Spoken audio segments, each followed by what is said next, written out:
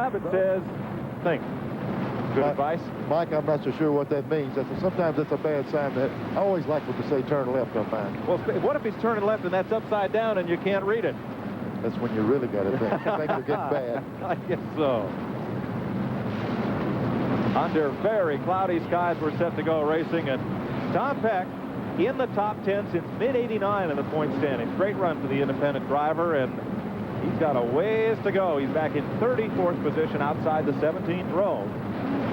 Had a little trouble qualifying, clocked in at 139 miles an hour, some 1.1 seconds off the full clocking of Butch Miller.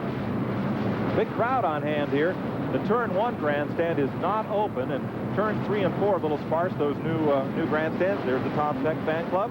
See the banner up on the top left of your screen as they sit up in turn number 4. Rolling out for 200 miles around the Monster here at Dover, Delaware.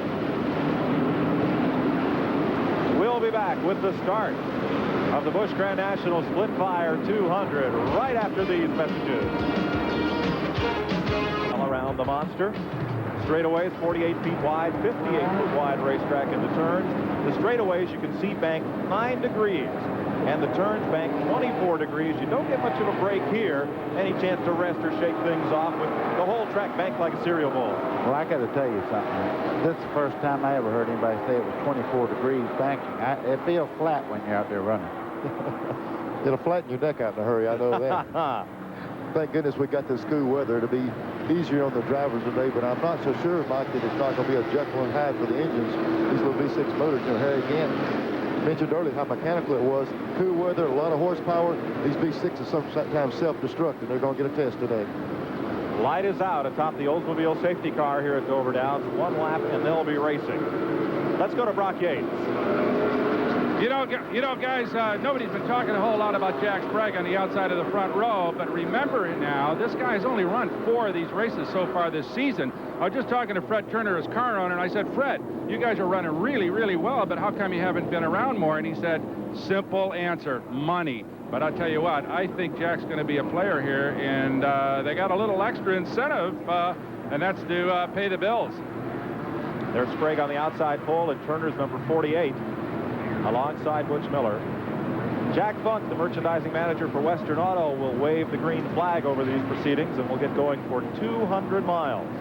27th of 31 events on the Busch Grand National Tour, and the crowd rises as one. To get a look at the start, they come past the restart line up there in turn 4, and the pace car dips in to pit road. Field coming up through the gears. Green flag is waved, and Sprague has a half a car length lead going off into turn number 1, and he has a good jump on Butch Miller. Miller had to dip beneath the white line and won to hold his line. It'll be Sprague, Miller, and Robert Presley coming up. The black car on the inside, racing for 3rd.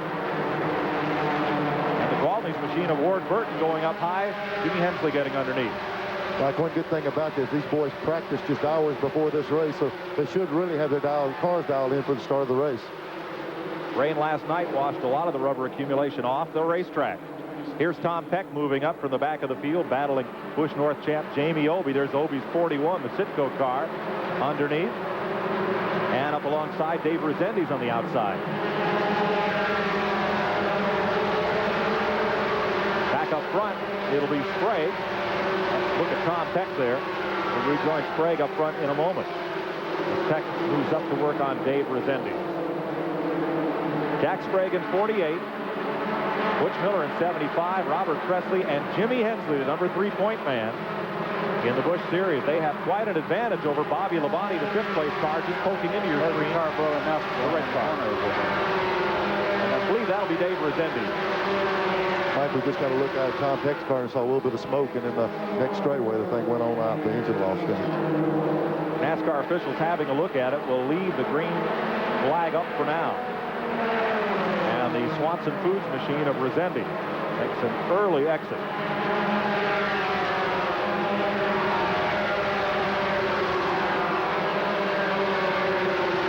There's the gap back to 5th place. Bobby Labonte being hounded by Kenny Schrader in the 17 car. Joe Nemechek right there in 87. We've already seen Schrader's car owner earlier in the show, and he's going to be popping the whip on his driver if he doesn't pick it up.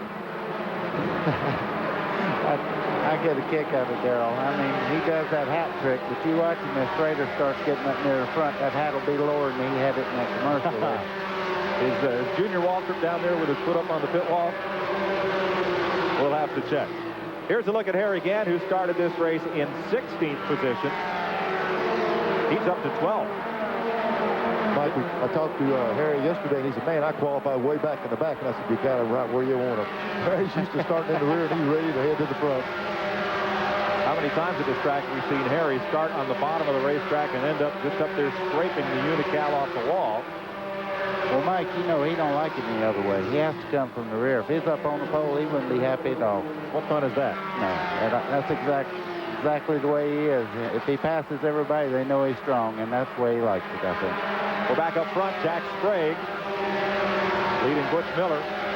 Jimmy Hensley in 3rd. Robert Presley, Bobby Labonte, Ken Schrader, and Joe Nemechek. Mike, I think one of the questions they wanted answered is what we're going to have with the tires. We're seeing the 2 cars set on the pole with the Hoosier tires. The question was, could they have reliability? They knew there was speed in them, and we're going to have to see when these tires get hot if they'll be able to hold these other cars off right behind them.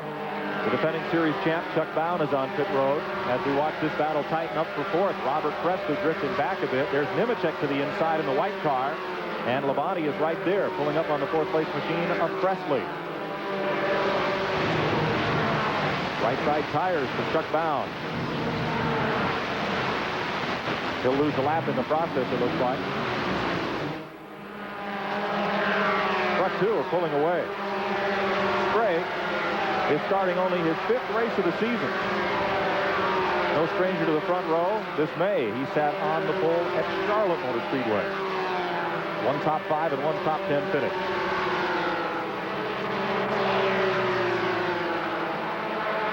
Sprague opening up a little bit of distance on Butch Miller now as they pass Jeff Spraker's car that's headed to the pit lane, and he's going to get into lap traffic here pretty quick.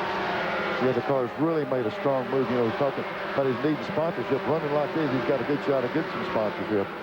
Here is Spraker, the New York State driver. Took a provisional starting spot in the Permatex Loctite Oldsmobile. Dave Resendiz has returned to the race in the Swanson car. And there's Chuck Bowen back out. He is not quite a lap down. In danger of losing one here to the race leader. Good cool day like this, Mike. The cars are working right on the bottom of the racetrack. And as you were mentioning earlier, as we look at Gant, he likes to rim ride around this place, but the quick way is around the bottom with his little V6 motor. 11th place for Harry Gant. He started 16th. Took 11 laps to get to 11th place. Let's check on pit road with Steve Evans. I was Jeff Hensley, crew chief of the Chuck Bowen car. And Jeff, what a disappointment to pit this early. A tire problem, obviously.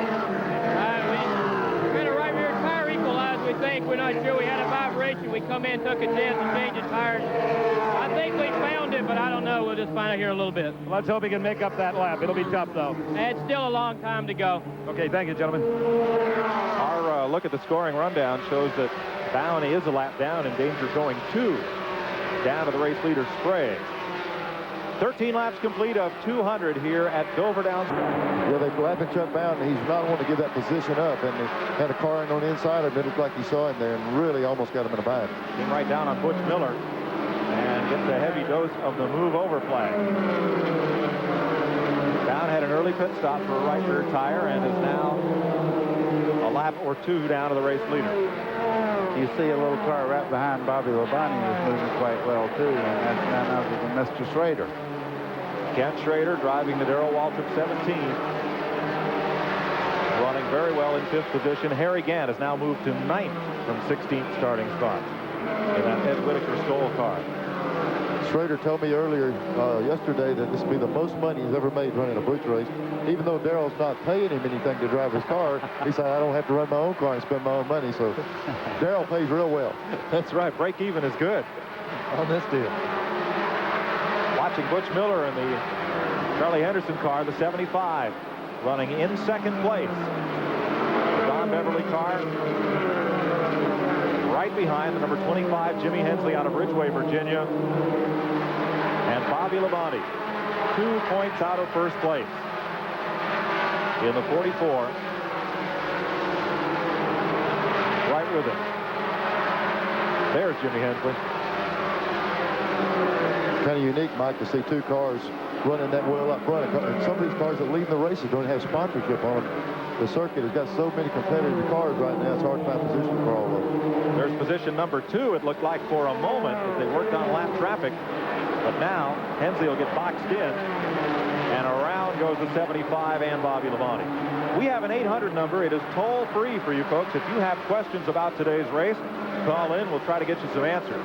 Get a pencil and jot this down. We'll pop it up on the screen a couple of times for you. But 1-800-451-7331. Operators are standing by to take your questions. We'll put them on the air and try to keep you a little better informed. Interactive television here.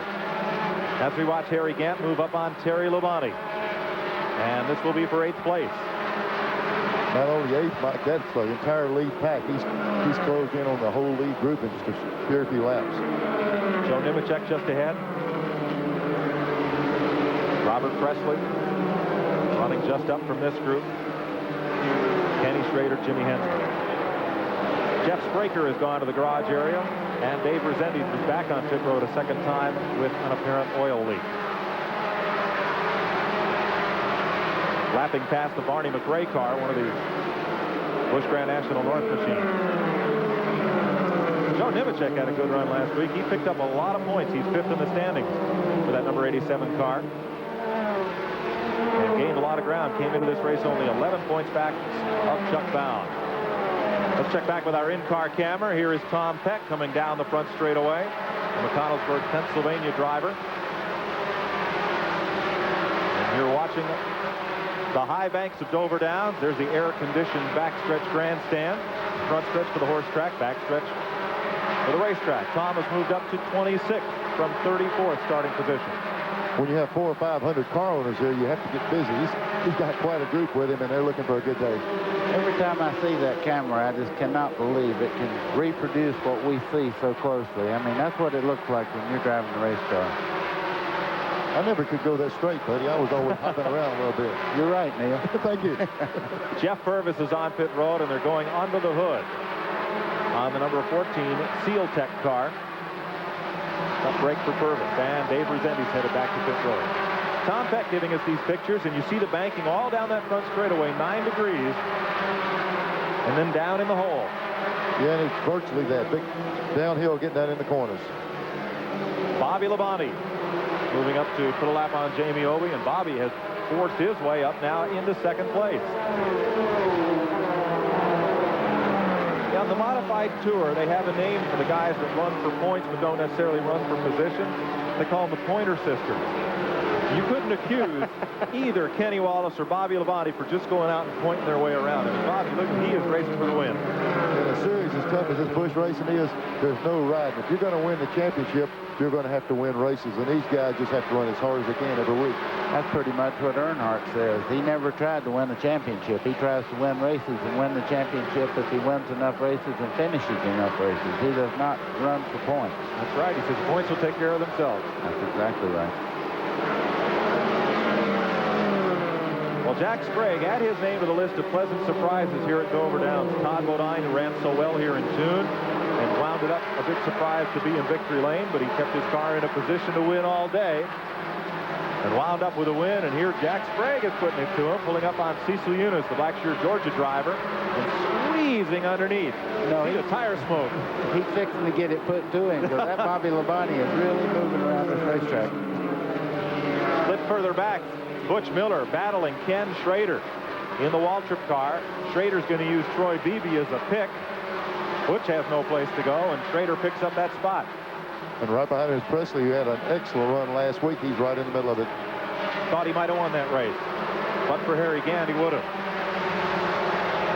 Jack Sprague in the Fred Turner car. Remember when Fred Turner ran a car in the International Sedan Series? It was one of those old little Japanese Dodge Challengers.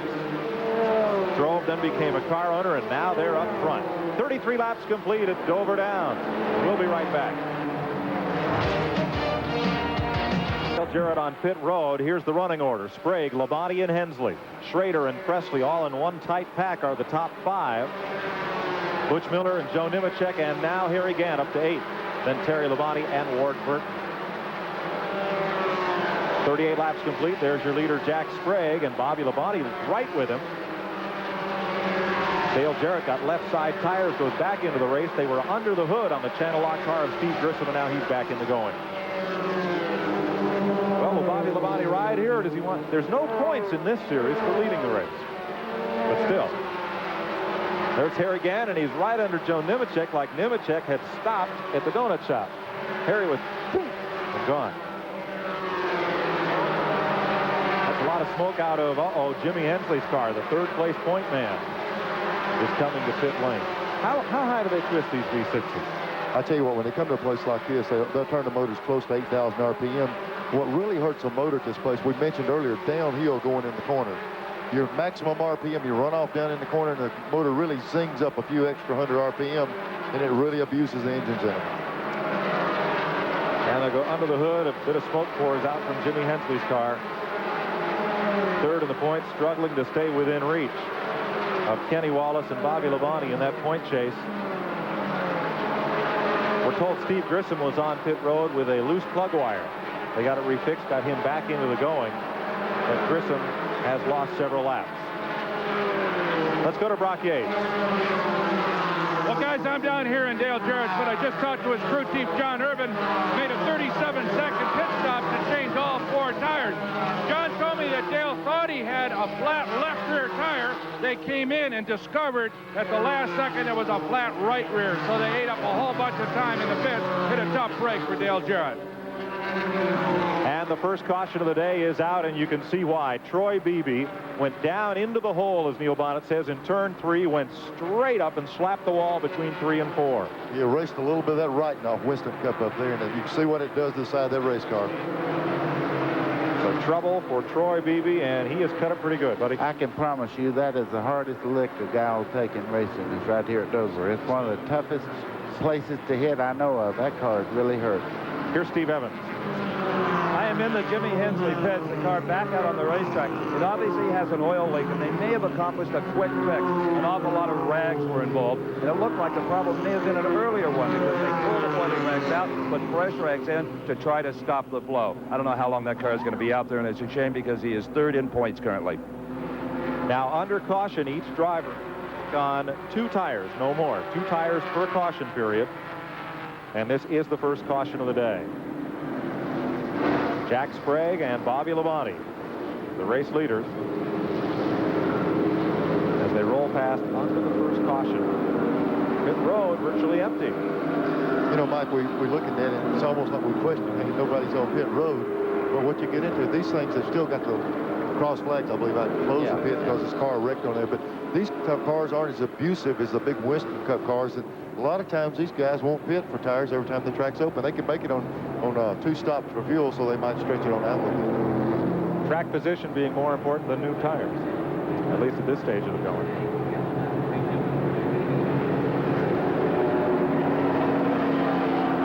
Looking at Jack Sprague's Oldsmobile and that of Bobby Labonte. Now they've got the green flag out. I think you'll see most of the leaders come in for tires. Definitely They'll give up that track position, believe me. They've got to have fuel 2 different times. One stop would stretch it so bad that they looked like they were faking it, but they all dove in at the last minute. Not all. There's a few. Here's a Bobby question mark Labonte, now. Joe Nemechek, and Ken Schrader stayed out. Gant will get right side tires. Left side tires for Butch Miller. Right sides for Robert Presley. And under the hood, they go on the Hensley car. You're in Robert Presley's pit.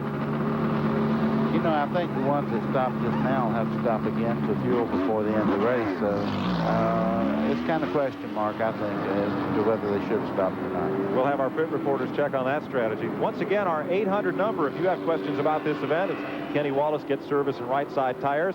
We'll ask you to call in 1-800-451-7331 and make a note of this number. It'll be in effect tomorrow the Peak 500 as well here on TNN. We want to hear from you if you've got questions on how things are going and why. Like one thing with this fuel deal, you know, at the top of the show, we were talking Davey Allison ran out of fuel here on the caution. This track is banked so many degrees with a 24-degree banking.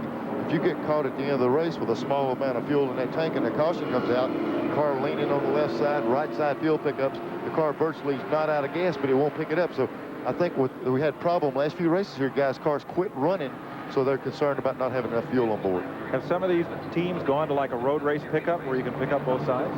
You get into a problem there. The road race thing, if you do it left side here also under full speed running, it starts sucking air on the left side.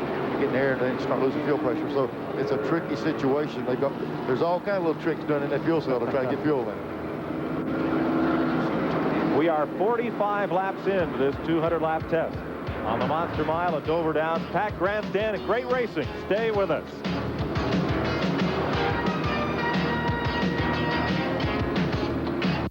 Part of your body. They need super drying odor eaters foot powder. Look, you'd need 25 cans of talc to match the drying strength of just one odor eaters powder. It can absorb 25 times more wetness. Wow, it even keeps my feet dry. And no more smell. Odor Eaters foot powder from the makers of Odor Eaters insoles with the world's most powerful odor destroyer.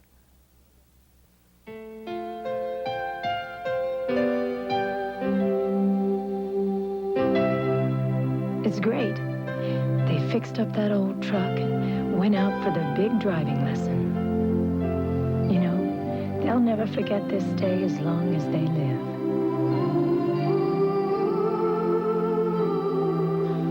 Here's to fathers and sons, first-time driving lessons and comfortable blue jeans. Wrangler. John, how you doing?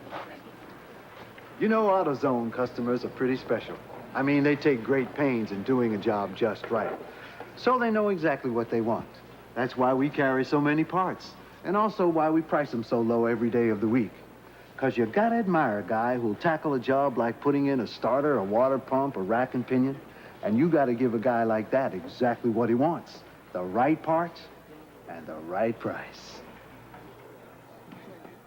Or if they tried to get all the gas in that tank, and he might stretch it. Like nowadays, you better be leisurely leaving or they'll bring you back in and park you leisurely and talk to you. They're policing pit roads so strict in the Busch and the Winston Cup racing that you've really got to be careful getting in and out of the pits. Trevor Everton from Alberta, Canada wants to know how many horsepower these cars have. I've heard they have about 450 horsepower, and they're a little bit lighter than the Winston Cup car, and they run through the corners basically as fast as they do down straightaway. So that's why you always have a very close semblance of speed between the Winston Cup car and the Busch Grand National. And the average speeds here about 143 miles per hour. Here's Steve Evans. Well, Steve Bird, the crew chief on the 36 Kenny Wallace car, told me, about 10 minutes ago that the car was a bit loose. They were hoping for a yellow they could tighten it up. Well, they got that yellow. In fact, they made 2 stops on this caution period, and I think you guys are right up there. They came back in for a little more chassis adjustment and just a splash of fuel, because that could be the difference at the end. A look at the Kenny Wallace car. 2 wins, 10 top 5s, 15 top 10s, and a slim 2-point lead. He and Bobby Labonte have swapped the point lead 4 times this season, including last week. 47 laps to go. We'll have at least one more before we go back to green. Mike, the points battle really seems crazy. It seems like if one of them has a good week, the other one has a good week. If one of them has trouble, the other one has trouble. And they just can't break away from each other. And they sit there flip-flopping 1 and 2 points week after week. That's hard to believe. That's right, Neil. Last week at Richmond was only the 3rd time all season that neither one had finished in the top 10. Bobby Labonte did not stop. Neither did Ken Schrader, Dick Trickle, then Robert Presley and Jack Sprague are the leaders. That's the top 5 after 47 laps. Nemechek, Harry Gantz up to 7th. Jeff Gordon, the top rookie in the field. The June winner, Todd Bodine, and then Terry Labonte. A couple of viewers want to know why Dale Earnhardt isn't in the field today. Dale commits to a certain number of races for his Busch Grand National effort, but it's nowhere near a full season effort, and a lot of that's determined by his sponsor and where they do their marketing. This doesn't happen to be one of the races in which he'll compete. And there's also some involvement with Children's Racing, and when you get this late in the season with the points battle, their total emphasis is put on the Winston Cup car, and they'll probably miss a few of these late season Busch races. Don't worry, Earnhardt will be in the field tomorrow. Bobby Labonte was going to run some Winston Cup races toward the end of the season, but has decided to forsake those in favor of going for the Busch Grand National title and devoting all his energies to that. We are getting set to go back to green, and green is on at lap 49.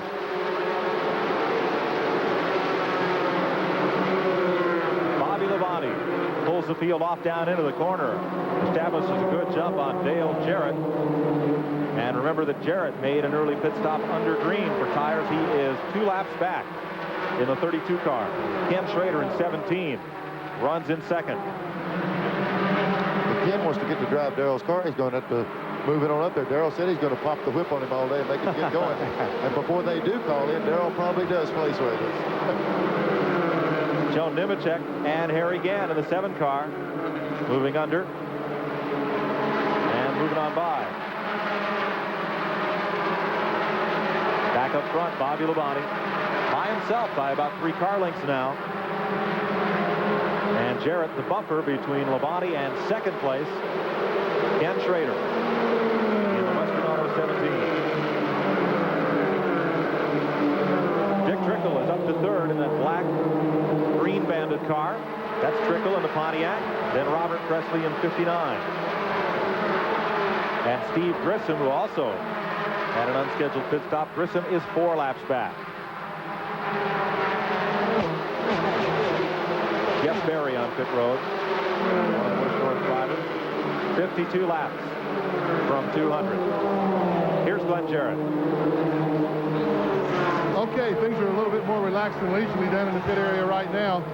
Car number 59, Robert Presley, came in for an early stop to change right side tires. Car was a little tight. It was pushing. Crew chief Ricky Pearson said he wanted a chance to loosen it up, see if he couldn't challenge for the lead. Other than that, things were okay. Further update on car number 25, Jimmy Hensley. They felt the oil leak was because the oil tank had been overfilled. That's a problem we don't ever want to have. They think they've gotten it corrected now. Hopefully no more problems. They got a couple of laps to make up. Also checked with Eddie Jones, car number 17, Ken Schrader. He says the car feels fine. Look for him to challenge for the lead very soon. And challenging right now is Schrader. Wants to get underneath Dale Jarrett as he watches Bobby Labonte try to get away. Well, Dale's a lap down right now, and I'm sure he'll let Schrader by in a second. He's doing everything he can to run as fast as he can, but he made a stop a while ago under the green, and I'm sure he'll let Schrader go. There goes Kenny to the bottom of the racetrack, turn 3. Dick Trickle and Robert Presley looking for racing room there. Steve Grissom, that blue car up on the high side, and Harry Gant. Mike, you get in a position just like Schrader there trying to run the leader down. With these V6 motors, if you get behind a car that holds you up the least little bit and you lose that momentum with that V6 engine, it takes a little while to accelerate. As soon as he clears traffic, he really starts closing back in. Dick Trickle there with Robert Presley. 3rd and 4th place cars. Now clear of race traffic. Real close running there. And Jack Sprague and Joe Nemechek almost got into it. Here's Brock Yates. Well, guys, I'm down here in the Harry Gant pit. I just talked to Chris Carrier after he made that stop. The old man, the teacher, the guy that I think everybody looks at a challenge here, they took right side tires, put on fuel, and Chris says they're going to make another stop at about lap 150 for fuel and left side. He says Harry's running just fine, and interestingly enough, I've talked to a bunch of crew chiefs down here, and despite that pretty hard morning rain we had at our green racetrack, tire wear is just fine so far on everybody I've talked to. There's a look at Gant, who circulates in the 7th position, trailing Joe Nemechek. Dave Rezendes is back out for a few laps. He's gone to the garage area once again.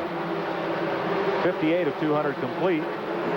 Danny from Norwalk, California wants an explanation on the Busch Grand National point system. Danny, it's very much like the Winston Cup system, except there is no bonus for leading laps or leading the most laps. Points are paid for position only. And that's why last week at Richmond, the 3 points that Kenny Wallace finished 1 position ahead of Bobby Labonte took him from 1 point back to 2 points ahead. That's how close it is. Joe Bessie from Scarborough, Maine, going to the garage. 4th, 5th, and 6th place at stake here. And Presley got himself a little bit up high on the racetrack, and there goes Sprague, and here comes Nemechek. And there's Harry. Look at Harry. He's just looking for somewhere to go. Pretty good tight-pitched battle here. And all these cars still running right on the bottom of the racetrack. It seems like if there's any passing, Mike, a guy almost has to get in a little bit too hard, slip up. As soon as you do, somebody gets a nose under him and they make a run on him. Mike, I'll be truthful with you. I don't think there is a high groove. It looked like just 2 lanes down low is what they're running on. And here on pit road, Jimmy Hensley. Hensley, who has been the Busch Grand National Series runner-up 3 times in his career. Currently 3rd in the points and falling further back in this event. He came into the pits 3 laps off the pace. Boy, good battle here. And Harry just gets to watch it unfold. Lets Joe Nemechek open the door for him, but Robert Presley right back there to close it up. Just as soon as the door is open and somebody gets through, Harry will be knocked. He'll probably work him to get right around these guys. When you see 2 cars battle like this, they heat the tires up. Harry sitting back there cooling, and they get them hot, he'll go around both these guys when they get clear. The Alliance Training Center, sponsor on Presley's car, and he can make that car about as wide as a tractor trailer if need be. Nemechek, sponsored, that car sponsored by a drugstore, Lozito's Pharmacy, that he has a prescription for Presley he'd like to give him. And Harry Gant right there. And that's just how it happens. Presley slips up a little, and Nemechek's underneath, and goodbye. Saw the tire smoke boil off of it, and then he slid up. Jack Sprague battling for 3rd now with the 18 car of Dick Trickle. Been pretty impressive. He pitted for tires, came right on back through. Harry Gant, having moved past Robert Presley now, finds himself in the 7th spot. 64 laps complete. Bobby Labonte leading Ken Schrader at Dover Down. Sailing off into turn number 1, you're riding with Tom Peck in 16th position, chasing the series leading rookie David Green. TIC Financial car. Green in 15th position, and they have been nose to tail the last 4 or 5 laps here. Tom's been putting a lot of heat on the car, and when he gets the nose up under the car in front of him there, he really loosens him up off the corner, so he's putting the pressure on trying to get around. And Peck is himself getting loosened up by Tommy Ellis right behind. Ellis in the Wings to Go car. Now underneath Green, there goes Peck, and you'll have a look back. There is Green, and there's Tommy Ellis right behind in the number 12 car. That's a restaurant chain, has its first restaurant right here in Dover. There's a look at Peck. Back up toward the front of the pack, Harry Gant has moved to 5th place at 70 laps. Started 16th. His old car just ain't doing like he wants to. So I'll bet it is. No, he hadn't got anything torn up on it yet. He'll really get going now. And there's the battle. 3rd place, Dick Trickle in 18.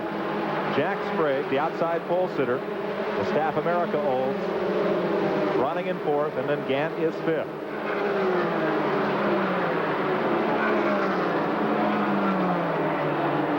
We've seen it a few times. The track really like the rear tires of it. The car seems to be just a little loose up forward, all 4, but if he can control it, that's a fast way around his racetrack. Talk about a driver that's had a run today. Dick Trickle started 1 spot in front of Harry Gant way back in 15th.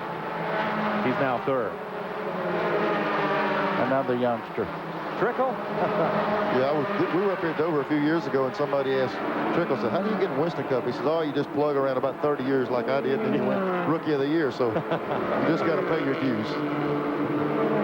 Not good news for the point leader, Kenny Wallace, 4.5 seconds from being lapped by the race leaders. You can see the pace they're setting. Trickle has all but caught Kenny Schrader in the 17. So 2nd and 3rd and 4th are about to be at stake here. Up front, Bobby Labonte walking away for the moment. Good, strong performance. Looks like he's got her own cruise. When you get her out front like that, and here we are talking about it doesn't pay any points to lead it, so you know he's leading it because the car's doing it pretty easily. Well, the nice thing about being up there is nobody's going to run over you. Well, you know the one thing about this is when you're leading here, your car is superior, so it looks like you're taking it easy, and you are, because the car is working so well around the bottom of the racetrack. Let's check with Steve Evans. I think we're seeing 2 completely different strategies. The one Brock Classic on with Harry Gant, and the one we're looking at here in the Bobby Labonte pit. They feel that after 80 laps, they can get enough fuel to finish this race, providing the tires hold out. And that is their prayer here. Obviously, this first set of tires performing fabulously for the Labonte team. So who's the better strategy? What do you guys think? Harry Gant or right here? We'll see as it unfolds, Steve. There's Bobby Labonte, the race leader. Do you run better by yourself, or do you run better in a pack of cars? Or are you more focused? Run better by yourself. It gives you the opportunity to pick the part of real estate you want to use when you're in front like that, anybody. Well, the flagman's working for you when you're leading. They move the slower traffic over, and it's just a lot easier out front by yourself than having to look in the mirror and wonder whether the car's coming up beside you or anything. It's a lot easier to lead. I suppose if you start thinking about the payoff money, you don't need anything to help keep you focused. No, I'll tell you what's really unique about it. The money side usually doesn't enter into it. No. These guys are having a lot of fun and out there leading the race, and sometimes you'd pay them to let you do this. Kind of like television? Yeah, well, that's why Buddy and I are right here right in the middle of this thing with you now, man. Coming up on 80 laps complete, Bobby Labonte. The second leader of the race, Jack Sprague, led to lap 42, or lap 43 rather, the first caution of the day when Troy Beebe slapped the wall.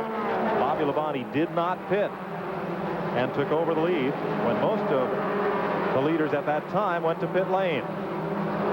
Ken Schrader is second, subbing for Darrell Waltrip in the Western Auto car. There's Dick Trickle, the black and green car, in third, the Highline Racing machine. And Jack Sprague, the outside pole sitter, having a great run here. He's the fourth place car, and Harry Gant is fifth. These cars here have run Schrader down. The two of them racing against each other real hard, putting heat on each other, and they really picked up the pace, and they caught Schrader. A little bit of lap traffic. That's Jamie Obey, a Citgo Buick from up north. And Harry Gant gains a little more ground as third and fourth place work with the traffic. And as you mentioned, Mike, work with the traffic. Just one little bit of movement out of the racing groove, and you can see a car drop back 5 or 6 positions. Getting in the corner on the bottom and not having to dodge a car in the middle of the corner makes a big difference on your lap times here. Dick Trickle in the Highline Racing Pontiac. You know, I'm watching Dick Trickle. He may be the fastest car on the racetrack. He's running Schrader down, and he moved away from the He's really moving along. Dale Jarrett has gone to the garage area, one of 4 drivers to win 3 Busch Grand National races this season. The others, Jimmy Hensley, Chuck Bound, and Dale Earnhardt, have 3 wins apiece. And Jarrett will have to try again tomorrow with the Wood Brothers car. Also on pit lane, Barney McRae, the Motion Racing Buick from the Busch North Series. 83 laps have been completed. Bobby Labonte is the race leader. Dick Trickle chasing Kenny Schrader. That's second and third. Here's fourth and fifth. Jack Sprague, 27 years old, leading Harry Gant, 51 and a half. I'd like to take back what I said. I said that Trickle's probably the fastest car on the track till I've seen the 7 car. I mean, Gant is flying. He has just moved up on those guys, and he just passes them at will when he gets them. Most of the railbirds on pit road think it's only a matter of time before Gant forges his way to the front. Now, they're moving around Kenny Wallace. Kenny has gone a lap down, the series point leader. That's got to be demoralizing when the fellow you're battling for position in the point standings drops a lap on you, as Bobby Labonte did. 85 laps complete. Bobby Labonte leads Kenny Schrader, Dick Trickle, Jack Sprague, and Harry Gant at Dover Downs. We'll be right back. View mirror and the lens of our in-car camera in the Wings to Go car. Hope he's got a bucket full alongside him. Tom Peck and the Spirit of McConnellsburg machine. Brother Dale Jarrett. Now, I love to be with my brother at any time, but not under these circumstances. Brother, we got to keep quitting meeting like this. What happened? Well, not a good day for the Nestle Crunch Pontiac. First of all, we had a right rear tire to go flat early in the race and had to come in and change that. I noticed smoke early in the race and smelling some oil. We had a hole in the valve cover, and it just kept getting worse and worse. Instead of messing up the racetrack and possibly the engine, we decided to park it. So just kind of missed the setup today. The car was pushing awful bad, and just one of those days, you know, you can't hit it every day. Well, Dale's normally a real strong factor in Busch Grand National racing. You've been kind of an up and down season. It's either been real good or real bad. Well, I didn't understand the question, but you know, it's the car that we won with this year. We just missed the setup. The guys did a good job. We just had the car a little too tight all day long. The cold weather made it so tight on the racetrack. we kind of expected the sun to come back out. Are you set with Nestle's for next year? Not right now. We're in the middle of negotiations right now. Hopefully we'll know something by next week. We've had a good association with Nestle's, and hopefully we can get everything worked out. Well, you can hear the dejection in his voice. Hopefully next week will be a little better for him, and tomorrow also. Okay, Dale Jarrett out of the race as you watch Harry Gant move up. Little tire smoke there as he moved past Dick Trickle and sets his sights on the 17, Kenny Schrader. If you were called in, again, was tuned in late. Didn't see Darrell Waltrip's explanation of why he wasn't in the car today. Now, Waltrip said it was because Schrader begged him for the ride, and I bet that's half the story. Let me tell you, he told me earlier that Schrader run faster than he did in practice in that car. As he said, he kicked his own self out. But he might have told you, buddy, but he didn't want to tell everybody else, and you spilled the beans. Uh-oh, that's me. Car owner fired himself. Kenny Schrader driving the 17 for Waltrip today. Terry Labonte moving up on Jack Sprague now. This battle is for 5th place. Labonte is in the wall. Nice save, but how much damage did he do? Looked like he kind of squared the right side of it up. It's easy to do here. We were talking earlier, you don't ever hit it easy at this place. It's usually a pretty good joke. Labonte motors around at reduced speed into the back straightaway. He'll certainly make a call at pit road. Meanwhile, Harry Gant continues to move up as Labonte works his way around, drops below the white line, and to the pit lane. There's Gant. He's moved underneath Kenny Schrader, and he may drag Dick Trickle along with him. If Gant drags anybody along with him, they're going to be in high gear because he's headed up there toward the front. He's got one more place he wants to be, and that's one more position in front of Labonte as he leads the race. Here comes Trickle, and he seems to have the cornering speed. I'm not sure about the engine on Schrader. Boy, sure shows the advantage of that low groove if you can get there. Well, I think Schrader's pushing a little bit. It looks like it anyways. He pushed up the center of the corner. Let's have another look at it as Terry Labonte had gone to pass around the outside of Jack Sprague. Ooh, he cut a tire. He had some kind of problem because the car was not on a part of the racetrack, buddy, that normally the thing would get away from you like that. Exactly. You've seen it just turn towards the wall. You don't do that on purpose. Well, Labonte will hope for a better day tomorrow. He starts 21st in tomorrow's Peak 500. We'll give you a little preview of the starting lineup a little later on here. Alan Kowicki on the pole for tomorrow's race. MRN Radio's Jim Phillips talking to Labonte there. As we come up on the halfway point next time around. Uh-oh. Trouble in the back straightaway. Car spun down on the inside. It's something you can't see from here. There you can. Todd Bodine stopping for biscuits on the backstretch. Tough break for the June race winner here. Todd, it was 7th in points going into Richmond. Banged the wall and dropped to 9th. Here's another look at it. I tell you, he's my hero. Anybody that spins on the straightaway at Dover Downs and drives it back around is my hero. Yeah, not my hero anymore. Yeah, buddy, but I tell you what, you know yourself, that's just like a bowling ball. When you lose it over in that part of the racetrack, you're going to bounce off each alley. That thing is so narrow over there. And right here. He had a little help, it looks like. Oh, goodness. Tracy Leslie up and underneath him. Nice camera work, guys, to get these angles. He had help twice, if you see. Is that a little help, or is that considerable help? Oh, no, that's a bunch of help there. Tough break for Todd. The June race winner here, that's the Frank Cece Buick. Clyde McLeod back with that team this week after a family emergency caused him to miss Richmond, and they'll wait for him on pit road. We're halfway. Steve Evans. Well, Terry, it appeared that the car maybe just had a little bit of a mind of its own there. No, it didn't. I was passing that 48 car, and he just ran me right in the wall. He'd been blocking me 3 or 4 laps, motioned me to the outside, then just cut right into me. You know, there wasn't nothing I could do except maybe talk to him somewhere else. I have a feeling that might happen. Tough break for Terry. He is out of it. Younger brother Bobby, the point leader. You saw a moment ago coming into the pits. Left side tires for Harry Gant this time. And at halfway, would you guess almost everybody would stop? If they don't stop now, they need that sign that Peck had on his steering wheel. Think. Okay. And also earlier, you know, we were talking in the pits to some of the crews, and as they said, the 80 lap was their window. If they thought they could make it to the first 80 laps, they could go the rest of the way. So we're at 101 laps now, so surely these guys can go the rest of the way. And Bobby Labonte beats Harry Gant off pit road. that could prove to be quite a story. I'm not sure that's where the big race is going to be. I think Gant's got something for him on the racetrack here. Throws the big wrench in the right rear of Darrell's car for Ken Schrader. Bobby Labonte leading Harry Gant under the caution here at 101 laps. Riding along with Tom Peck out of McConnellsburg, Pennsylvania. He had a chance to check on this very interesting sponsored driver setup for the independent that's in the top 10 in points.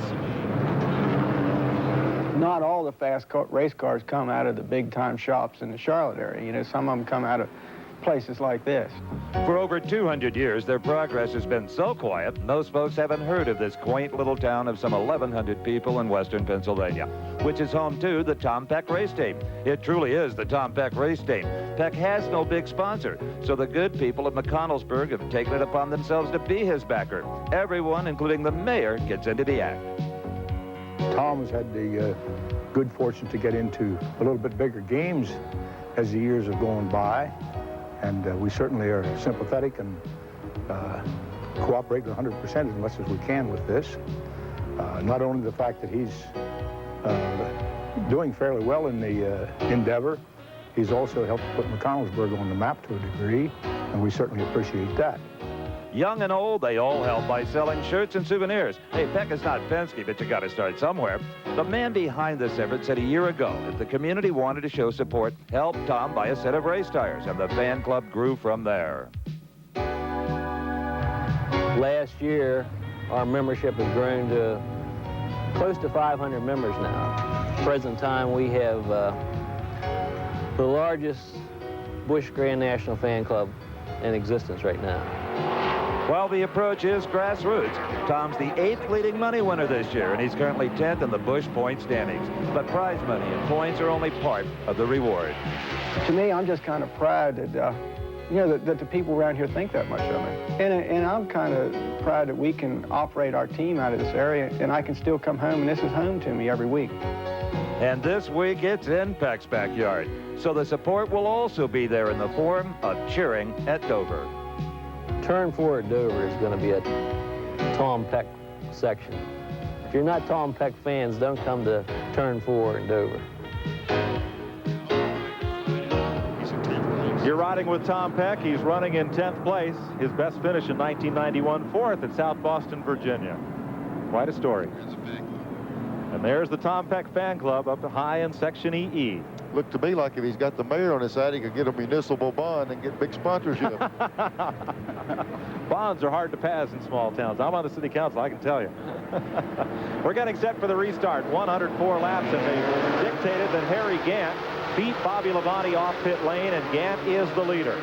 Green flag, riding with Tom Peck as he pulls up on Ward Burton's car. That's the race for 9th place. Tracy Leslie just ahead of them. Up front, it is Gant with the lap number 99. Up high, separating him from Bobby Labonte. Jeff Burton there between the two leaders. You know, we were joking and speculating that Gant could outrun Labonte, but Labonte was leading the race very easily. We don't know right now how much car Labonte's got. He's possibly got plenty of car to race Gant all day long. Harry Gant, 5 car lengths in 2 laps. Out in front, but Labonte has to deal with lap traffic. There's Burton on the high side, the red and white car. The Armor Eats machine. Somebody should have told Gant, he must have thought this was a 100-lapper. He got to the front too quick. Hard to believe, Harry. But he's up there. There's Kenny Schrader back in mid-pack right behind Tom Peck as they go past Chuck Bound, who is laps down. I tell you the honest truth, if Labonte's holding back, he better let it out, because Gant's moving away and he can't even get by the car in front of him, the lap car. He's having problems right now. Todd Bodine made repairs, got back on the racetrack, and now he is on pit road. 107 laps complete. Harry Gant leading Bobby Labonte in 2nd, Dick Trickle in 3rd, Joe Nemechek in 4th, Presley in 5th. We'll be back to Dover Downs right after these messages. Full roast out here. We're 1,000 miles from anywhere. Is that a ship? No one will save us. 3 Miller Genuine Drafts.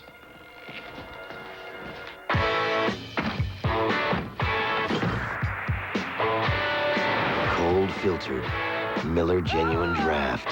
For those who've discovered its real draft taste, the world is a very cool place.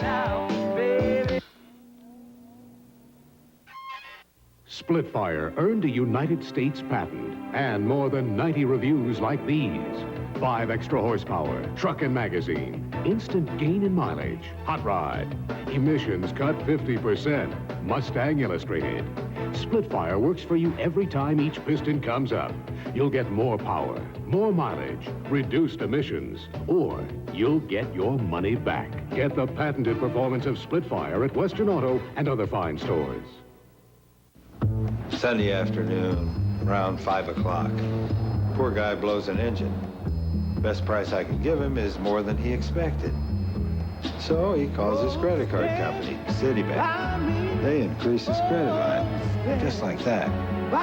Citibank always seems to come through. Of all the credit cards I take, and I take them all, there's only one I take with me. Not just MasterCard, Citibank MasterCard. Welcome back to Dover Downs, Delaware, where our coverage is brought to you by Citibank, MasterCard, and Visa.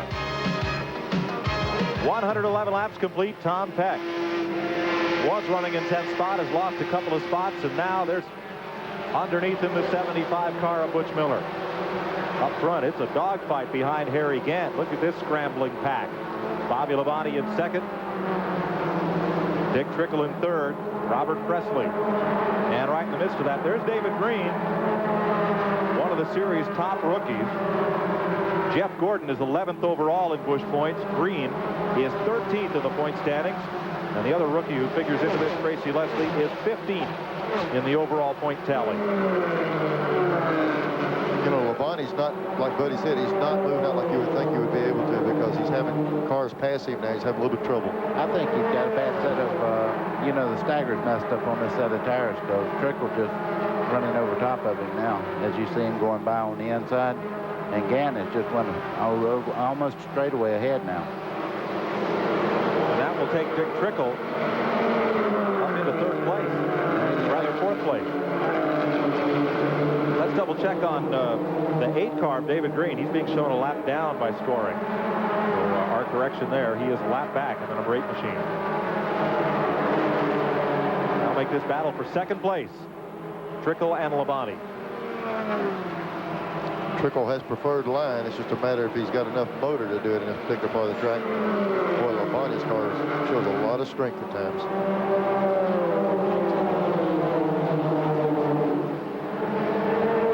Jeff Gordon come into play up there on the outside. That's that Bill Davis number 1 car, the Autolite Ford. Moving well. He's the 6th place car now. And when you say that, the key to that is Ford. You don't see very many V6 Ford motors are running in this division, and he's kind of like trying to hold them all off himself. They're developing that new motor, and they're getting it a little bit better each week. And there's Kenny Schrader in the Western Auto car getting underneath rookie phenom Jeff Gordon. He's had a great open wheel career. Not yet 20 years old, but boy, what he's done in open wheel cars. Mike, I was talking to him last night, and he said he's going to run sprint cars again next week. So I thought he, you know, started putting all his emphasis on Busch Grand National, but he's also running some open wheel cars still. Buddy, how'd you like to be 20 years old and have 600 open wheel victories under your belt? Well, I'd like open wheel victories. I'd like to be 22, though, you know. Yeah. I think Jeff Gordon, you know, when he come through my dad's driving school, he took a guy's car that was down there practicing and beat the guy in his own car 2 seconds, and had never driven it before. He's very talented. You know, every now and then somebody will come along, buddy, and just a few people in the garage will recognize him. But everybody's really got a lot of praise for him. Harry Gant way out in front of this field, looking for the 2nd place car, and it's nowhere in sight. Here's Brock Yates. Well, Mike, I'm with the man who's directing Harry Gant's charge toward victory number 4, perhaps in a row. Chris Carrier. Chris is stopped for left side rubber and fuel on 101st lap. Can he go the distance? We can go if it goes all the way under green. agree. We're good on fuel, and I think our tires can make it from here. Goodyear's got a real good tire here today. If we have another caution, unless it's in the last 10 or 15 laps, we'll probably come in and take on something right now. Okay, there you heard it, guys. That's the man of the hour. We'll see whether Chris and Harry can pull it off for number 4. Now, he talks about the Goodyears. One viewer calls in, wants to know, what's the difference between the Goodyears and the Hoosiers here? Mike, we got, you know, with the two manufacturers coming in, they kind of get in a little bit of battle, seeing who can come with which compound to be the quickest. And it's just a matter, we saw the Hoosiers set on the pole, and now they're faded a little bit. It's just hard to tell. You know, some of the cars are running them fast on the Hoosiers, some run fast on the Goodyears. It's a little bit different compound in the tires. Well, here's a bunch of cars on Goodyears with a whale of a battle for second spot. Bobby Labonte in 44, Robert Presley in 59. There's Dick Trickle in 18, and Joe Nemechek's right in there. Second week in a row, he's had a strong run up toward the front of the field. He's been doing that a lot this season. And I think that was Ward Burton right there in the picture for a moment. I tell you, Presley said if he'd had 2 more laps, he'd have won Richmond. And I tell you, he flies through a corner. Lapping the Barney McRae car, which has made a couple of visits to pit lane. And here's a look at where your favorite driver's running after 120 laps. We'll take you down through the field there. And keep an eye on the action as well. This is a whale of a battle for second spot. Yeah, they really got it packed in there. You know, Gantz got out of the picture, and these guys here having a race of their own. And that second place is going to mean a lot to whoever take it. They just stand all over each other. They swap the lead every other lap. If they had a little paint and all that, but if they don't quit messing around back there, Gant's going to lap them. I tell you, he's putting it on them right now. That's Kenny Schrader up on the high side, and it is Ward Burton getting in there in the 27, the Gwaltney's car. Every now and then you'll see a group of cars getting a pack like this and get all wadded up, and you can venture up on that outside and maybe make a move on them. It's tough on a place like this to work the high side. See Schrader really boiling the tire on the outside, but if you get them bound up in the bottom, sometimes stacked up, you can pass on the outside. Now Jeff Gordon has backed off a little ways from this battle. And there's a look at Schrader momentarily by himself, if you want to call that by yourself. Just 3 abreast, that'll be it. That's all. As we watch this battle, we've had a number of calls asking for elaboration on the Ernie Irvan story that we covered briefly at the top of the day. And we'll get more on that in a moment. Right now, let's go down to pit road and Glenn Jarrett. Well, we're standing with Ricky Pearson. He's the crew chief on Robert Presley's car. Ricky, something seems to have set him on fire since that last pit stop. What kind of changes did you make? Well, Glenn, you know, from the start of the race, things was pushing real bad. We just been freeing the car out with tire stagger. You know, Robert said the thing's a lot better. You know, hopefully we can get by them cars that we're running with and go on and try to run Harry down. You think you can do that? I don't know. Harry's been awful tough the last 4 or 5 weeks. So we have to see. You'd sure like to get the chance to try, though, wouldn't you? Oh, yeah. I love to after last week. Okay, that's Ricky Pearson, son of the legendary David Pearson, calling the shots for Robert Presley. What a pack of cars we have here. And what a battle. There's getting kicked up a bit high. There is Green, the lapped car. Factor him out of it. Just as we were talking about it, Presley did take it, you know, go around the other guys. That's it. Good, strong battle from second on back as Harry Gant just dances away from the field. 128 laps complete, 72 to go here at the Monster Mile. We'll be right back. Along with 10th place Tom Peck out of Pennsylvania here at Dover Downs, Delaware in the SplitFire 200. Right behind him there, Jeff Gordon. And from Harry Gant back to Bobby Labonte, 8.5 seconds. Quite an advantage there, but good battle up toward the midfield here. Tommy Houston a part of that battle as well. The shot we're looking at over that spoiler out of the rear of that car, they've been running side by side, lap after lap. Hey, let's go back up front, almost to the leader, but with the second and third place battle. Robert Presley picking up right where he left off at Richmond in that 59 car, just driving the wheels off it. Yeah, Glenn Jarrett just talked to Ricky Pearson. He said they felt like if they could get around these guys, they could make a run on Gant. If anybody's got a chance of it, it is this 59 car. He's really come out a lot of cars, and his buddy was talking about earlier, he's a little bit loose, but that's a quick way around this racetrack until it gets too loose. Let's update you a little further on that Ernie Irvin story. Last week at Richmond, on the last lap of the race, he and Bobby Labonte collided. Irvin running about 10th place, and Labonte trying to get back in that point lead after the race. Irvin pulled up at Labonte's pit, wanted to talk to Bobby, so just we need to have a discussion here, and a bit of yelling and shoving broke out, though not between the two drivers. Busch Grand National Director Robert Black reviewed the incident, recommended that NASCAR consider a suspension of Irvin. The meeting was yesterday. Les Richter announced the decision today. $500 fine and a season-long Busch Series probation for Irvin, but no suspension as a result of that post-race incident. Now, Irvin was not entered in the race here at Dover. He will be in action in Charlotte, the Busch Grand National race. So hopefully that updates and completes the story for you folks at home. And also another update, Darrell Waltrip decided to loan his car to Ken Schrader. That's why he's not running in today's race. That's the reason he gave our Steve Evans at the top of the show. Harry Gant, how far out front is he? Oh, not half a lap, but a bunch. Call it about 9 seconds. About 9 seconds. Bobby Labonte in second, Robert Presley, Dick Trickle, and Ward Burton up into the top 5. Good run for Ward today. There's the rest of the top 10, including rookie driver Tracy Leslie, Joe Nemechek, and Tom Peck.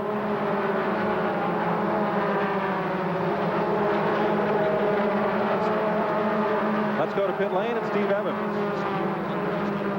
Either Harry Gant suddenly found 50 horsepower, which I doubt, or Bobby Labonte doesn't have the same car he had earlier on. What's the problem? Well, Brock, I couldn't hear what you said, but he said the 2 tires that we put on here didn't grow back to the stagger being. Stagger's a little bit off right now. The car's a little too tight. We really need another flag to salvage it, you know. The important thing right now is, though, you're staying ahead of Kenny Wallace. That's another factor to deal with. I didn't hear what you said. And I love being called Brock anyway. Thanks. My hero. Okay, Steve. I tell you what, Mike, it's not unusual to be in the pits and not be able to hear with these V6 motors. They make a tremendous amount of noise, way more so than the V8s that'll run tomorrow. So it's hard to hear in those pits. And Buddy Baker hit the nail on the head a while ago when he said, looks like the tire stagger's off him. We just heard it from his dad that they do have a set of tires that's not running like they want to. So Bobby Labonte trying to hold second place and retake the Busch Series point lead. His nemesis, Kenny Wallace, is 1 lap down. And on pit road, Tracy Leslie in the Detroit gasket car. Tough break for the 3rd place rookie in the standings. He was in the top 10 and moving well. In fact, Tracy Leslie has been the highest finishing rookie in 4 of the last 5 races, making that a 3-way battle. David Green, top rookie on the tour. Jeff Gordon, second. Even though Gordon leads Green in the overall Busch point standings. Best 15 races count for the rookie title. But never mind that. Let's look at this race for second spot. I'll be honest with you. If Harry Gant wasn't walking away with the race and this was for first place, this would be a nail-biter. If everybody's standing up and beating on each other. Here goes Presley. He's finally up under Labonte. He's been holding him up a little bit in the corner. I don't know whether he's going to be able to run Gant down or not. That's a pretty big measure, don't you think, Neil? I'll tell you, he's shown a lot of strength. Presley's car is just loose enough, buddy, like you were talking about earlier, that he's having a hard time passing him. If he could ever get away from him, I believe he could pull away from the pack, but he's just loose enough. He's having to feed that throttle up off those corners. Yeah, and the car on the outside moves a little bit out, and it jerks the back end around, so he's having his hands full right now. Well, buddy, even though they're running side by side, they have picked up about 0.2 of a second a lap on Harry Gant over the last 10 laps. I'm not excited about that. Harry Gant's a pretty smart race car driver. I think he knows he's got a good lead. I think they own their own stopwatch. You bet. 145 laps are complete. This battle for second rages on, and we'll rejoin it when we return to Dover Downs right after this.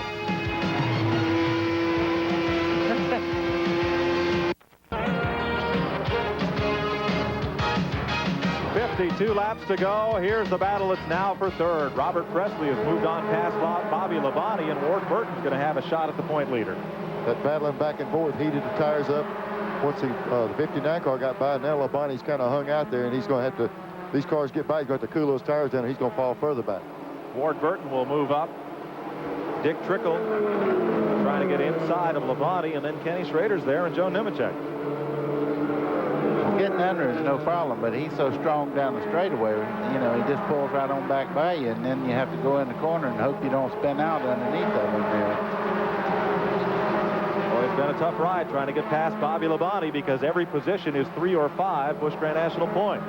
Here's Butch Miller in the 75 car, the Charlie Henderson machine. And that car started on the pole on Hoosier tires, but has since faded back to 14th position. Here's Brock Yates. Well, Mike, as you say, remember Butch Miller. We've talked about him a whole lot at the head of the show. He started on the pole in the Chevrolet and it advanced to the back. Literally, he's back around 15th place. And I'm going to talk to crew chief Man Amperson. Man, what's happened to Butch?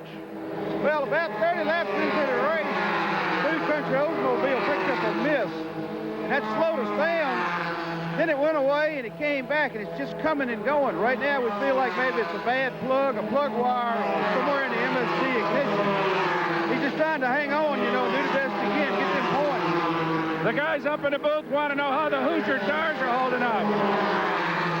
Well, our right side tires went 100 laps, and at the end of 100 laps, they were worn down pretty good, but they were hanging on, so there's really no problem with them. All right, there you heard it from the man. Hoosiers are holding on all right, but we got some problems in the engine bay, guys. And here's a look from Tom Peck's car. That's Tommy Ellis, believe it or not, right behind Peck in that Wings to Go car. You could use a pair of wings on either side to get him past Peck right now. Well, when you lose a cylinder on a 6-cylinder, you're in trouble. You're down to 5. He's got his hands full. Dick Trickle in the 18, the black car, and here comes Schrader up and underneath as they work Bobby Labonte. I'll say one thing about Labonte. He's persistent. They'll get under him, but he makes them work to get all the way by. Update on the point tally. If the flag flew right now with Kenny Wallace a lap down, Labonte would own a 36-point lead going to Charlotte. Here's a neat question. Mike Ryder, Aiken, South Carolina, calls in. Will they put airbags in these race cars? Now, that's a reasonable question from a guy sitting at home. A little bit late for me. I've hurt myself a few times. I'd love to have an airbag a few times, but I really don't know the answer to that. I think it's a resounding no. I mean, we saw when Terry Labonte hit the wall, airbag goes off in your face. How are you going to steer that car and get it down to pit lane, number one? Well, that's one thing. And then what happens if a fire's inside the car? Right. Airbag is it's a supplemental restraint system, and they were designed for people too stupid to use seat belts. But you've got them in your car. Let's go down to pit road. Steve? But you got them. Guys, I am with Earl Johnson with the SplitFire Spark Plug Company. Now, all along, we have not been mispronouncing SplitFire. It really is a split spark plug, Earl. You designed it. Tell us about it. How does it work? I did the development on the spark plug. We've had a real successful year with it now, getting to market, and we're looking forward to a good year in '92. Well, I don't know if you can see, guys, but it really is split over the electrode. There's 2 firing points. Sounds like a good idea to me. Thanks. It allows the incoming air fuel charge to get the flame easier, better combustion efficiency, better gas mileage, lower emissions. Everything you wanted out of a spark plug. Welcome to NASCAR Racing. Let's go to Glenn Jarrett. Glenn? Okay, guys, all day long we've been hearing crew chiefs and drivers alike complaining about their cars being tight. Everybody's tight. Bobby Labonte's car is tight. Robert Presley, Ken Schrader. Harry Ginn is the only guy so far that has to complain about being tight. I asked Jeff Hammond, who is Darrell Walker's Winston Cup crew chief, who is in Schrader's pit today, what could possibly be the problem that all the cars are tight. He just pointed skyward to the clouds. He said the weather is a lot cooler. It's more overcast. The cars were set up under hotter conditions. So therefore, they expected the cars to get a little loose. The temperature is being cooler. The cars tightened up. So therefore, they're all having a problem. They weren't ready for this cool weather. Let's go to Brock Yates. Well, you know, guys, we were talking a little bit earlier about airbags. Actually, Mike, they only stay inflated for less than a second, so it certainly wouldn't have affected Labonte's ability to see. I would imagine they might really work in head-on collisions against the wall in a racetrack like this. But more importantly, Buddy Baker and I a couple of nights ago were talking about anti-lock brakes. And I think they might be really an interesting component for race cars in the future. Well, I agree with you on that, Brock. I've run some tests on the anti-lock brakes, and they're amazing in slick conditions.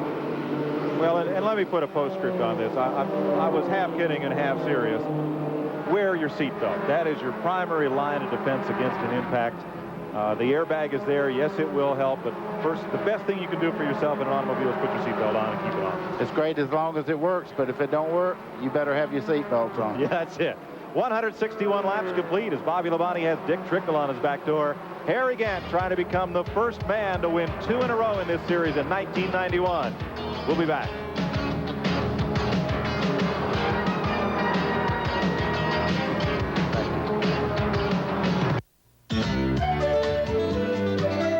As cars get older, the 10th place car. New Haviland Formula 3 motor oil. Add more life to your car. It's helping to bring you this telecast today.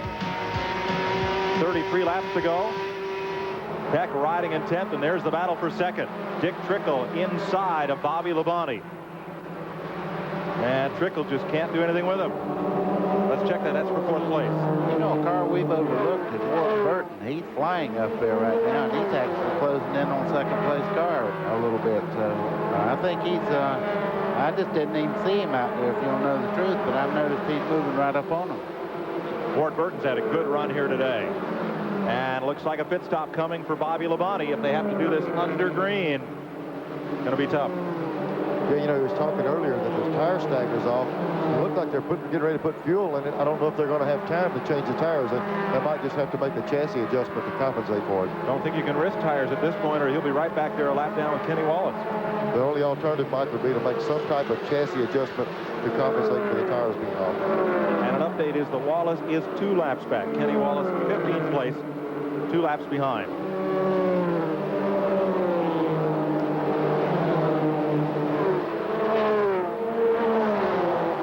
Bobby Labonte and Dick Trickle. Now you wonder, does Trickle know that Labonte has to pit? I mean, Labonte suddenly throws his hand up and hits the brake.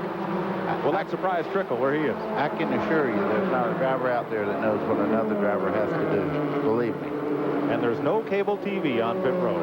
No. Well, I'll tell you what's good. At drivers' meeting, the drivers from car to car relate what's going on. Because Labonte's certainly going to let Trickle know when he starts in, because he doesn't want a little push from that 18 as he turns down pit road. So right. He's not going to tell him right now, but 1 lap before he pits, he'll give him a signal. They know what's going on. Yeah, those hand signals that you give the car behind you really saves a lot of accidents. And we also just heard Labonte say a while ago, Terry Labonte say that the car signaled him outside, and he was in the fence. So sometimes you can't believe what the other guy says. Bobby Labonte, if he pits and can stay on the lead lap, he'd pop. Good race cars, they don't even get in the show. The field is so close. And it also tells you can't just dabble and come in like Robin Hood and pluck the money out of the purse whenever you feel like running.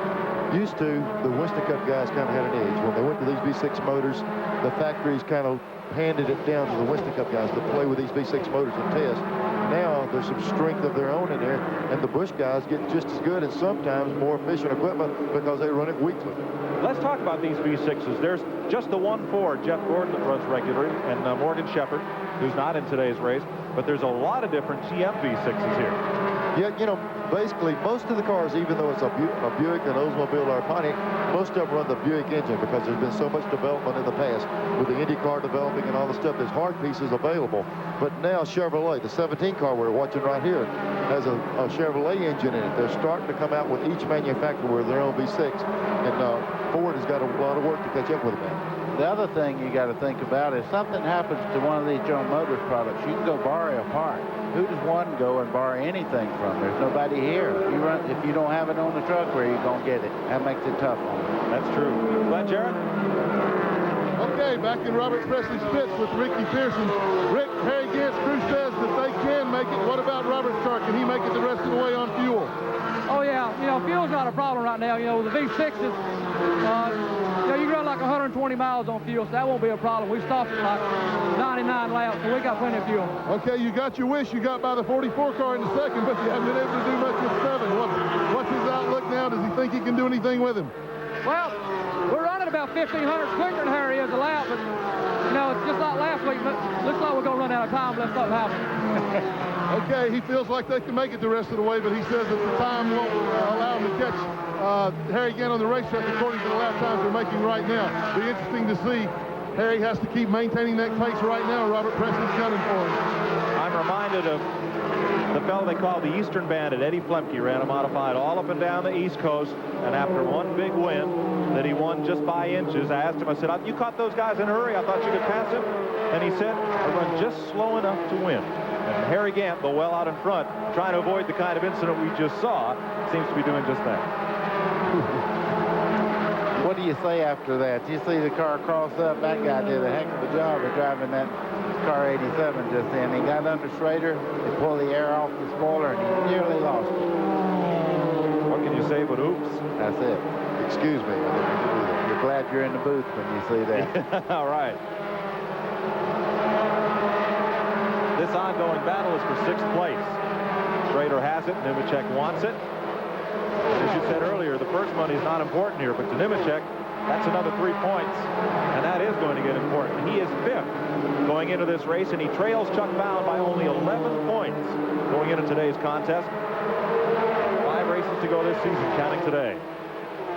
Schrader doesn't have the car just exactly like he would have, and they mentioned that earlier, but when he pressures the car, he cleared the 87 car, he ran down the corner hard, really got it pushing again, so he doesn't have the luxury of being able to run the car a little bit harder. When he does, it probably slows his lap times down. He's going to have to be content running that pace. We can see smoke blowing off the tire there.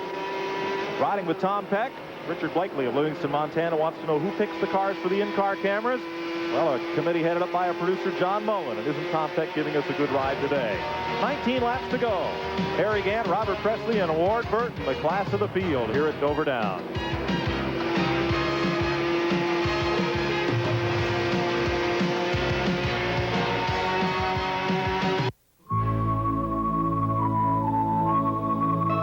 The season 4th right here at Dover in June. Won the pole up at Indianapolis Raceway Park in August. Sitting right where Todd Bodine sat with this many laps to go back in June, and Todd ended up in victory lane. Let's check with Glenn Jarrett. Okay, we're standing by in Ward Burton's pits. Awfully strong run today. This is Rick Wren, the crew chief. He doesn't normally do this well on super speedways. What's the key today? Well, you know, Ward and I worked together last year for about 8 or 9 races. We've got a real good working relationship. I know what he's wanting, and we try to give him what he wants. I'd just like to say that Gwaltney's big HHs and Busch Buicks running good. Got a little behind on the start. Rained last night, and it washed the rubber out of the track, and we didn't get the chassis quite right, but we got her. We're going to be right there when it's over. Okay, let's go back up to Mike Joy. Out of gas, Bobby Labonte. I think Steve Evans is down there. I am indeed. In fact, the crew has been standing by for a long, long time holding this gas cap. He's coasting here dead stick. The motor is off. He is now already trying to turn over the motor, and it lights off. It dies again. He doesn't want to lose too much ground to Kenny Wallace. Now it's being bump started, still grinding on the electric starter. Will it fire off? Will he get back on the time? I think so. He's out of sight from here. And he's rolling, coming around turn number 1, and that piece of tape that said think on Tom Peck's steering wheel, where would you put it right now? Well, I'm going to go back to what Neil Bonnet said. It seems like when the car of Kenny Wallace runs bad, something always happens to the 44 car. I mean, it's unreal the way these two guys have fought it out all year for the points championship. Now, there they are back, both of them a lap down. Kenny Wallace is 2 laps down, but I guarantee you it closed the points right back down. We'll double check with scoring in a moment. Here's Brock Yates. Well, guys, we were talking a little bit earlier about horsepower and the general specifications in C6 engines. I talked to Harry Gant's crew, and they say Harry's making about 500 horsepower at about 8,000 RPMs out of that 274 cubic inch pushrod V6. That's pretty impressive stuff, and might answer why he's just saying bye-bye to the rest of the field here today. Pretty stout as he puts a lap on Tom Peck. 2 laps down, Bobby Labonte in 13th spot and Kenny Wallace in 16th spot. That's what, 9 points? That'd put Bobby ahead by 7, leaving here if it ends up this way. Who would have ever thunk it? That's what always happens. It seems like Buddy said, they just can't get away from each other, and there's a lot on the line in this points battle. Fans got to love it. You go to Charlotte, 7 points apart, and it flip-flops again. You can see what 7 points is. What do you have, 36 points, you said, if it ended just like it was? If he'd stayed where he was running before the fuel stop, yes. Mike, as we talked earlier about the fuel problems of this racetrack, they were probably saying, look at the fuel gauge. When it fluctuates, come in. The problem with so much centrifugal force, that thing sucked the last bit of fuel out of it, and when it missed, it was out. There was no coasting around, no refiring it. He just completely out when it started. Now let's elaborate on that as we watch Harry Gant with 5 laps to go. That's not a fuel gauge like in your passenger car. All those cars have, it shows fuel pressure. And as soon as that pressure starts fluctuating, you know it's sucking a little bit of air in there. And it's too late. When it does that, there's no way to get it back around. Is that Peggy Gant sitting there looking nervous in the usually Stevie Waltrip shot? I don't think she's looking nervous. I think she says Harry has done it again. I'll be darned. Well, they're looking concerned because at this place, it's never over till it's over. You never know what that young guy's going to do next. I tell you, he's something else. If Nemechek looks like going up high in 3 and 4 and falling off the pace, he might be out of fuel also. No, he just slipped back some. He got real high in the corner. You know, buddy, we're sitting here about 2 miles from Dover Air Force Base, and I believe that's the only thing that's got a shot at him today, one of those jets, because he's been rolling. They keep saying they're closing down on him when you talk to pit crews and stuff. I don't see it. It looks like Gant's got it his own way today. Let me tell you how competitive this series has been. No driver has won 2 in a row this season. The last man to do it, Steve Grissom, who won Rockingham and Martinsville at the end of last season. Nobody's won 2 in a row this year. Well, I tell you, you say 2 in a row, you think about Harry winning 2 of these in a row, and he's just coming off some Winston Cup wins. Seems like once you get it rolling, nothing can go wrong. And when it turns the other way, nothing can go right. 2 to go. Makes me want to take off and roof a house with him. I don't know about you. Yeah, the Harry Gant Guide to Fitness. We thought we'd make some money with that. But Harry's Guide to Fitness is a lot of hard work. White flag for Harry Gant. 1 lap to go. The race will be for second. Gant coming up to put another lap on Kenny Wallace here. Fans on their feet. Bobby Dotter on the inside. Gant sweeps around the corner.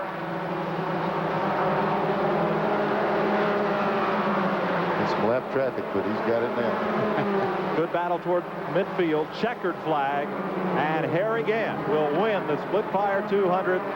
Second Busch Grand National victory in a row for the Ed Whitaker team.